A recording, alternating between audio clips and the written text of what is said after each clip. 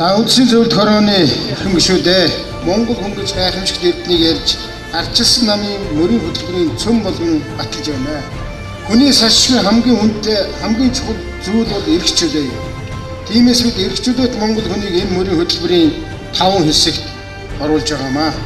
Уг эрхчлөөний хамгийн гол дайсан бол авилгал юм аа. Авилгал бол ардчилсан намын ирэх 4 жил үгүй хийх ёстой эрхчлөөний дайсан юм аа. Эрүүл мэндийн үндэс болох эрүүл амьдрал, идэвхтэй хөдөлгөөн, архигүй орчин, онцлогооны систем, гэр бүл төрсөн эрүүл мэндийн даатгал гээд олон ажлыг эхлүүлж Япон шиг урт наслалтаа, Европ шиг эрүүл Азийн Монгол орн болгохын төлөө ажиллах болно. Мэдлэг суурилсан сургалтын тогтолцоог бий болгох Монгол хүн ажилтаа байна гэдэг ардчилсан намын мөнхийн зорилго юм аа. Монгол хүн хөтөлбөрийн дараагийн нэг баган бол аюулгүй орчинтой Монгол хүн юм аа. Монгол төрийн ажил булхал уураар бэлхэх биш, бүтээн байгуулалтаар цалгих ёстой. Энэ бүхний түүчээ бол өнөөдөр та бидний батлах гэж байгаа манай намын мөрийн хөтөлбөр юм аа.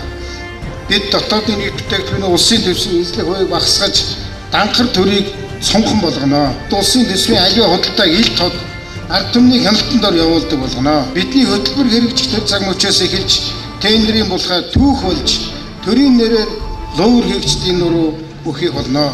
Жижиг дунд бизнес эрхлэгчдийн татварыг 10%-аар аваад 9%-ийг нь буцаан өгч татварын хувь хэмжээг 1% хүргэнэ. Дундаж давхрах гэдэг маань мөрөөдлийн жагсаалтанд биш, бодит амьдрал дээр биелэл болох болно.